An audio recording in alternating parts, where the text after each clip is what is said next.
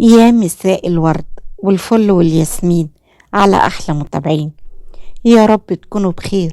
وقبل ما أبدأ أحب أفكركم تصلوا معايا على الحبيب المصطفى. اللهم صل وسلم وبارك على سيدنا محمد وعلى آله وصحبه وسلم. وما تنسوش كمان تفرحوني بلايك للفيديو واشتراك في القناة. ويلا بينا بقى نشوف قصتنا بتحكي عن ايه النهارده. خير يا بوي، جاد قالي انك عاوزني في موضوع مهم. البدري ابوه رد وقال: ايوه يا ولدي، تعالى يا زينة الشباب، اقعد هنا واسمعني زين. انا عاوزك تتجوز يا فارس. اتجوز؟ بس انا ما بفكرش في الموضوع ده دلوقتي يا بوي.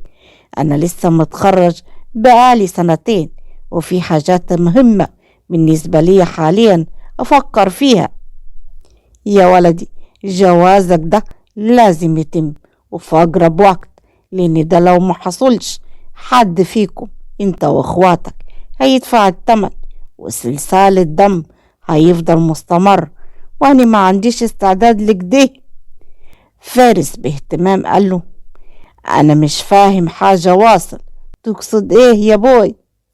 شوف يا ولدي، من فترة كان عمك بدر الله يرحمه قتل حد من عيلة الهوارة لأنه كان رايد يتجوز بنتهم ورفضوا. وطبعا انت عارف عوايدنا كيف، وبقى علينا طار. فلما عمك مات بالسكتة القلبية ده ما شفاش عنديهم، وصمموا على الطار لحد ما قدرت أعمل اتفاق إن أجوز واحدة من أولادي لبنت سويلة من الهواري الكبيرة.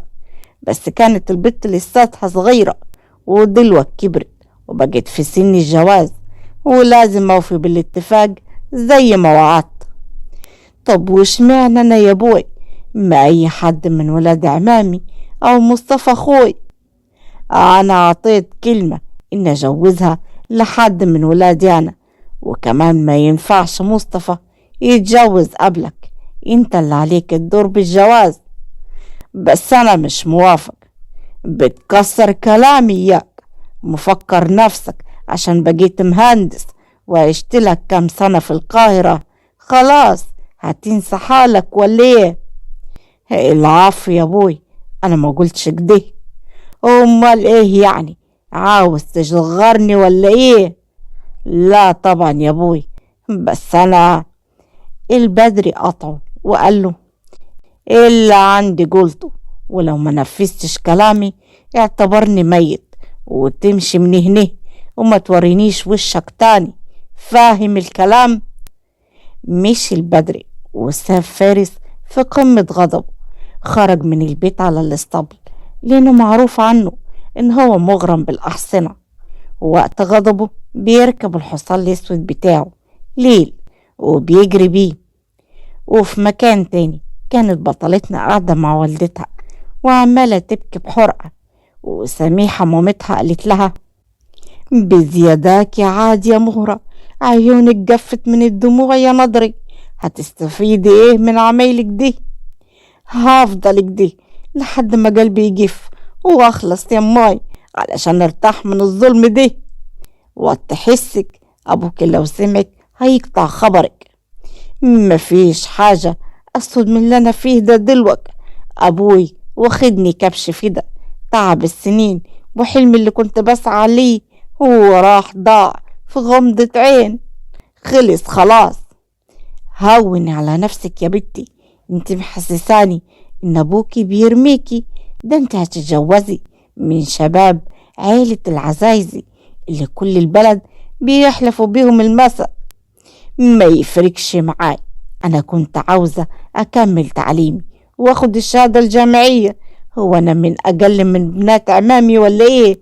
ولا بنات اخوالي؟ ليه ينكتب عليا كده؟ ايش معناني؟ حقك علي يعني. بصي، انت ممكن تقنع جوزك لما تتجوزي يسيبك تكملي تعليمك. مهرة بتهكم قالت لها: جوزي ليه يما؟ عمرك سمعتي عن بنت اتجوزت وجوزها سابها تكمل تعليمها؟ حتى لو كان قالك ده في الخطوبة بعد ما بتكون على ذمته ما بيعملش بكلامه. الكلام ده لو حد جاهل، إنما انت هتتجوزي واحد معاه شهادة كبيرة، ده مهندس. بالله عليك يا بنتي استهدي بالله كده، وقومي اتوضي وصلي ركعتين لله، وده ربنا يقدم لك ما فيه الخير، واني هنزل واتحدث مع ابوكي وهشوفه هيعمل ايه. نزلت سميحة وفضلت مهرة تندب حظها على اللي هي فيه، وبعدين قامت واتوضت وصلت ودعت ربنا يكون جنبها في حياتها اللي جاية، اللي ما تعرفش هتكون ايه وازاي. وفي يوم جديد وفي بيت البدري نزل فارس وقال: صباح الخير. صباح النور يا ولدي، جهز حالك، اليوم المسا بنروح نخطب البنية. فارس بغضب مكبوت برز عروق وشه: برضه مصمم يا بوي؟ ايوه مصمم يا فارس، وكلمتي واحدة وإلا قسما عظما. فارس قطعه ورد: بدون حلفان يا بوي، حاضر هعمل لك اللي انت رايده. زين، انا هقوم اتصل على سويلم واخبره ان هنروح له النهارده. وفعلا على بالليل تمت الخطوبة، وطبعا بدون ما فارس يشوف عروسته، وده سلوى عوايدهم في البلد. وفي اليوم التاني صحي فارس من النوم ومعاه شنطة هدومه. البدر اتكلم وقال له: واه، على فين يا فارس؟ رايح القاهرة كام يوم يا بوي، عندي هناك شغل مهم لازم اخلصه. طب وفرحك اللي كمان اسبوعين ده هنعمل فيه ايه؟ المفروض تأجل شغلك ده، مش هيطير يعني. لا يا بوي، ده شغل مهم قوي بالنسبة ليا، ومحدش غيري يقدر يخلصه. وطمن يا بوي، هرجع قبل الحنة ان شاء الله، ما تخافش يا بوي، مش انا اللي ارجع بكلمتي. البدر بارتياح قال له: زين، الله معاك يا ولدي، توصل بالسلامة ان شاء الله. عن اذنك يا بوي، سلام عليكم. خرج فارس وركب عربيته ومشي، وفي دماغه ألف حوار وسيناريو. وبعد كام ساعة وصل فارس على القاهرة، وطلع فتح الباب بهدوء. كانت الشقة مترتبة ونظيفة جدا، وعطرها مالي المكان. ابتسم ودخل على الغرفة الكبيرة ولقى حبيبته نايمة. دخل بهدوء ونام جنبها وشدها لحضنه، فلما حست بيه قامت بخوف. فاتكلم فارس وقال لها: اهدي يا مجنونة، انا فارس. سيليا قالت له: اخص عليك يا فارس، وقعت قلبي، ليه ما قلتليش انك جاي؟ كنت استنيتك وحضرت لك اكل. فارس شدد من حضنها بقوة واتكلم وقال لها: حبيت اعملها ليكي مفاجأة.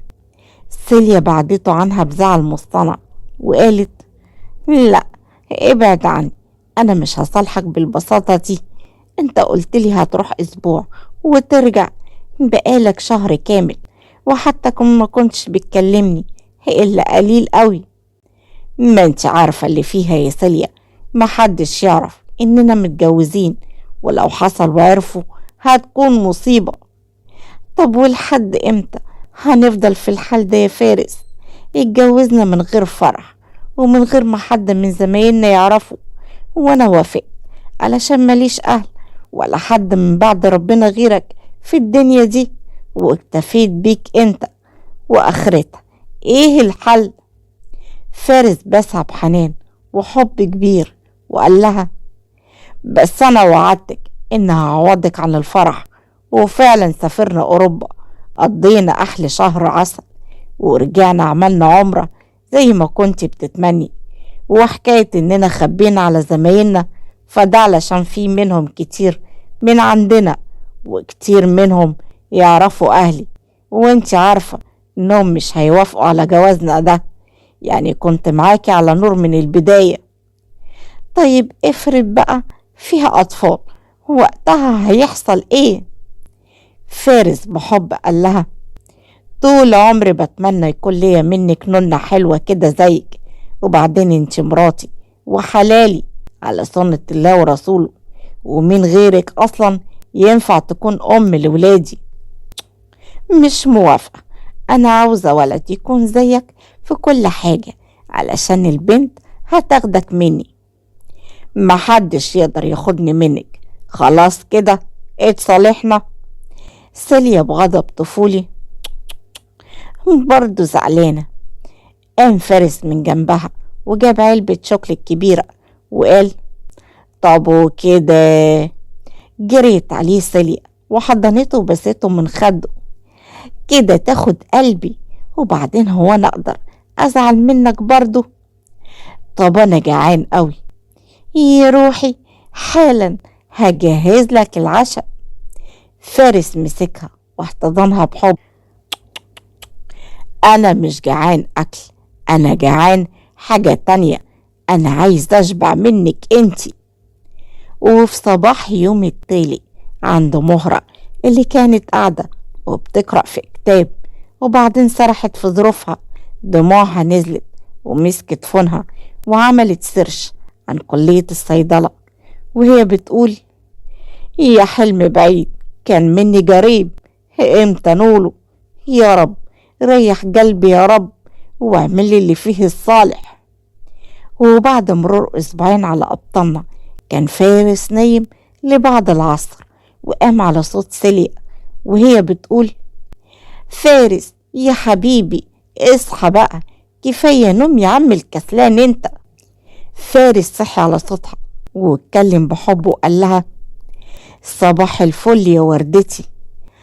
قصدك يا مساء الفل، احنا بعد العصر يتغنن. طب سيبيني انام كمان شوية. يلا قوم ناكل علشان انا جعانة خالص. حاضر. طب ممكن اخد شاور؟ طبعا ممكن، اصلا الحمام جاهز. قام فارس واخد شاور وطلع قاعد على السفرة، ولاحظ ان سيليا بتقلب في طبقها ومش بتاكل اصلا، فاتكلم بحب وقال لها مالك يا حبيبتي مش بتاكلي ليه؟ انتي مش قلتي اني جعانة؟ انا جعانة بس ماليش نفس اكل وحاسة اني. وما لحقتش تكمل جملتها ومسكت بطنها ودخلت على الحمام جري، ووراها فارس بخوف وهو بيراقبها. استناها لما خلصت واتكلم بخوف عليها انتي شكلك تعبانة قوي، احنا لازم نروح للدكتور فورا. لا ملوش لزوم، انا بخير. هو ايه اللي بخير؟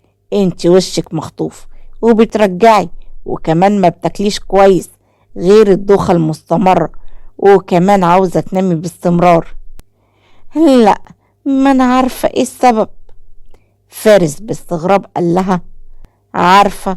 طب ما تنوريني انا كمان. سيليا مسكت ايده وحطتها على بطنها.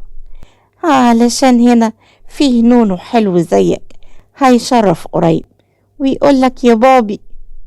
فارس بصدمة ايه؟ حامل؟ حامل ازاي؟ يعني اقصد امتى؟ وعرفتي ازاي؟ سيليا استغربت من موقفه واتكلمت وقالت له جبت اختبار حمل واتأكدت ان حامل. الكلام ده من يوم اللي سافرت فيه، ولما تعبت قوي اتصلت على تيا صاحبتي ورحت كشفت، والدكتورة قالت لي ان حامل في اسبوعين. هو انت مش مبسوط ولا ايه؟ ها؟ لا طبعا مبسوط. ليه بتقولي كده؟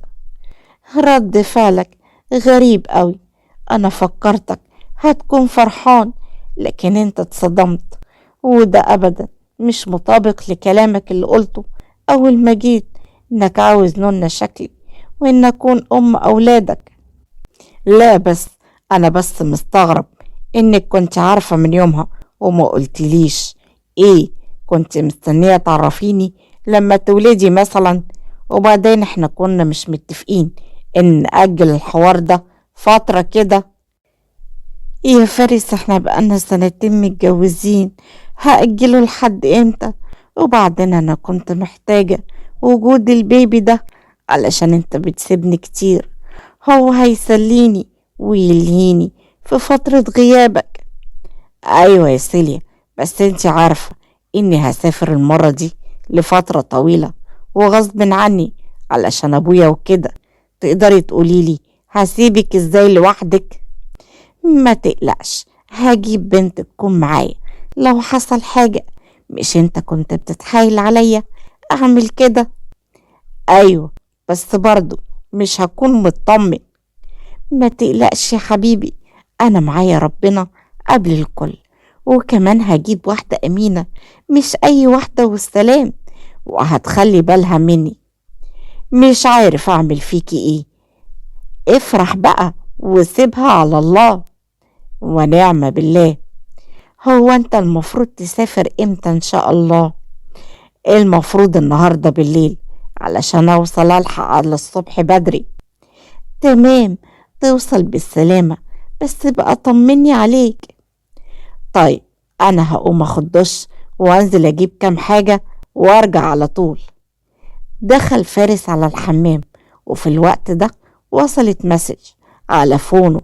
كان عند سيليا فضول رهيب انها تشوف المسج فيها ايه، ولما قرأتها ابتسمت بدموع وحطت ايديها على صدرها بوجع، وفجأة نامت من غير ما تحس.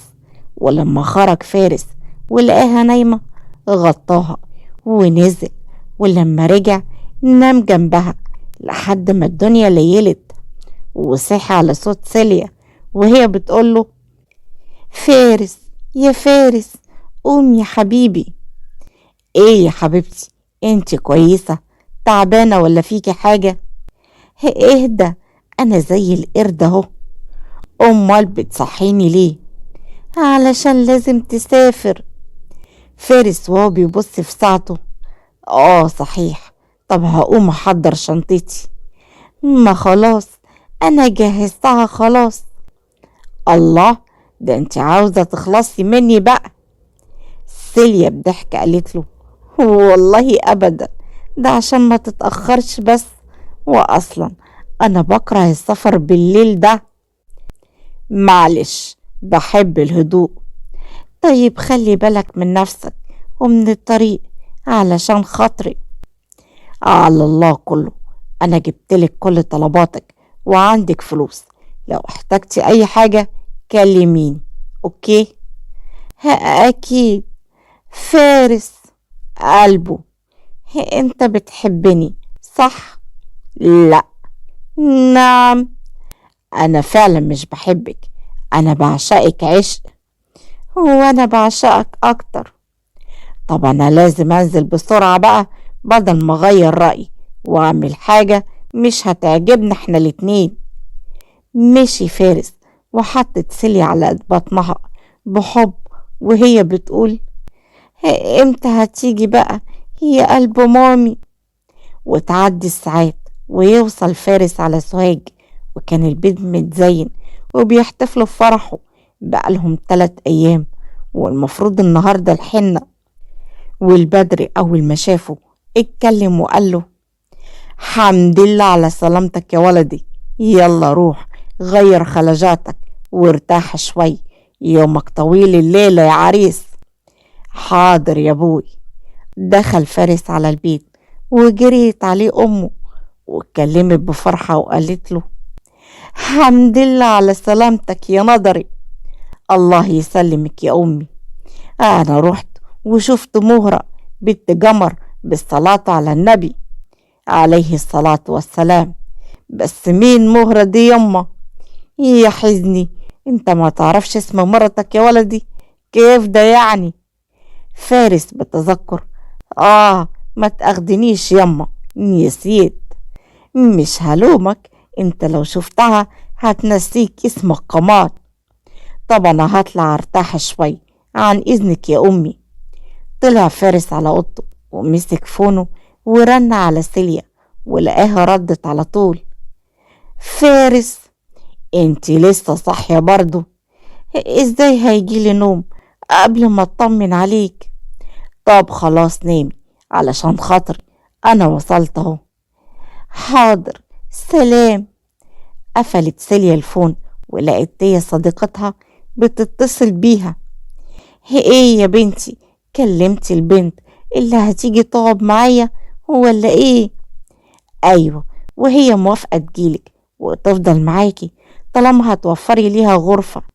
المهم، فارس عرف انك حامل؟ ايوه عارف. هو عارف ان الحمل ده فيه خطر على حياتك وان نسبة نجاتك اقل من 5%. سيليا بتحذير قالت لها: اوعي يا تيه، شيطانك يوزك وتقولي لفارس انا حلفتك وانتي وعدتيني. تيه بغضب قالت لها: ايه الكلام ده لما تكوني بتعملي حاجة صح؟ انما انتي غبية وتفكيرك كله غلط. تقدري تقوليلي لو لا قدر الله جرى ليكي حاجة مين هيربي البيبي؟ فارس. فارس هيخلي باله منه. انا واثقة متأكدة انه هيحبه قوي علشان حتة مني. طب وليه ده كله؟ ليه يا بنتي؟ سيليا بدموع قالت لها: علشان انا عاوزة افضل ذكرى حية في قلب فارس حتى بعد ما اموت. طول ما ابني او بنتي قصاده بيكبروا هيفضل فاكرني. اللي بيحب عمره ما بينسى مهما عدى عليه سنين. وبعدين ايه اللي انتي بتقوليه ده؟ علشان خاطر يا تيه غيري الموضوع وخليكي قد وعدك.